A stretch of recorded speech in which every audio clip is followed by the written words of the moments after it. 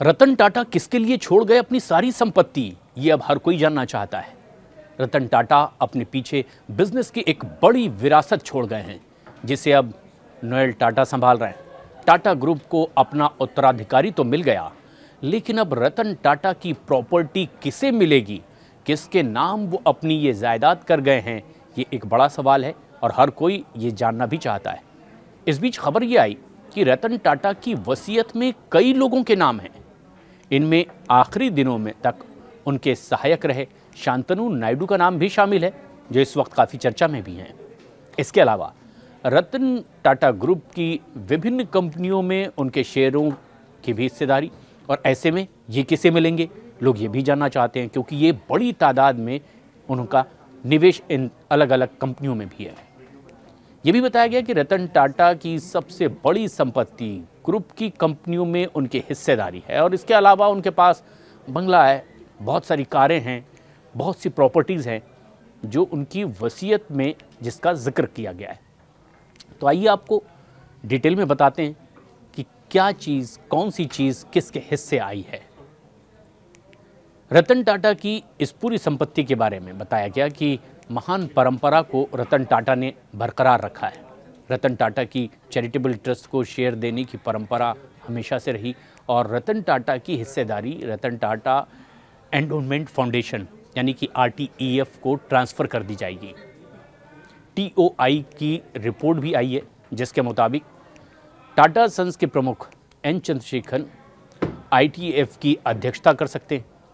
और अब बड़ा सवाल ये भी कि एक बड़ा सा बंगला रतन टाटा का जिसमें वो रहा करते थे, वो किसे मिलने वाला है।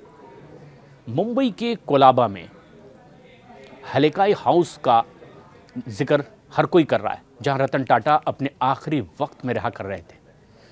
इसका स्वामित्व टाटा सन्स की 100% माना जा रहा है। सहायक कंपनी एवार्ड इन्वेस्टमेंट के पास में है, और इसका भविष्य एवार्ड के द्वारा ही तय किया जाएगा।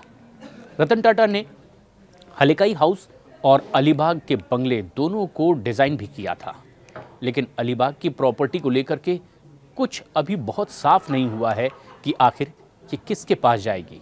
क्या कंपनी ही उसे आगे दूसरों को बढ़ाएगी।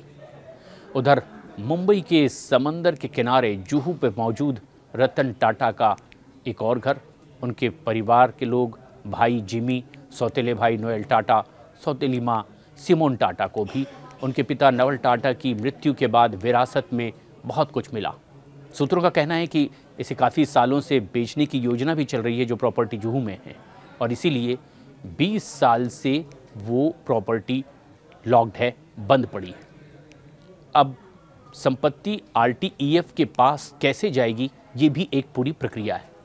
टाटा सन्स के शेयरों के अलावा टाटा मोटर्स सहित टाटा समूह की कंपनियों में रतन टाटा की हिस्सेदारी भी RTEF में अब ट्रांसफ़र कर दी जाएगी।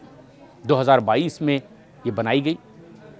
RTEF नॉन प्रॉफिटेबल संस्था है, और उसे अब वो संपत्ति स्थानांतरित की जाएगी। रतन टाटा के पास 20 से 30 कारों का भी कलेक्शन था। कई इसमें शानदार पुरानी कारें भी शामिल है, जिसे फिलहाल हेलेकाई निवास में रखा गया है। कोलाबा में Taj well links museum service apartment में इसे रखा गया है। इस कार कलेक्शन के भविष्य पर विचार चल रहा है कि आखिर इसका क्या किया जाए, किस तरह से उचित रूप से ये हस्तांतरित हो सके। इसे पुणे संग्रहालय में प्रदर्शन के लिए रखा जाए, टाटा समूह द्वारा अधिकृत किया जाए, या फिर इसे नीलाम कर दिया जाए। इन 3 ऑप्शन पर इस वक्त विचार चल रहा है। उनके सहायक शांतनु के लिए भी आखिर रतन टाटा क्या छोड़ गए हैं, हर कोई ये भी जानना चाहता है, क्योंकि शांतनु इस वक्त काफ़ी चर्चा में है। रतन टाटा की वसीयत में उनके कार्यकारी सहायक शांतनु नायडू का भी नाम है, उनका भी जिक्र है। रतन टाटा ने नायडू के ही सहयोगी वेंचर गुड फेलोज़ में भी अपनी हिस्सेदारी छोड़ी। उन्होंने विदेशी शिक्षा के लिए नायडू की ओर से लाए गए व्यक्तिगत जो लोन थे, उसे भी माफ़ कर दिया। ये एक बड़ा फ़ायदा शांतनु को हुआ है। इसके अलावा उनके करीब रहने का जो एक बड़ा फ़ायदा शांतनु को भविष्य में मिलेगा, वो उसे बोनस माना जा रहा है।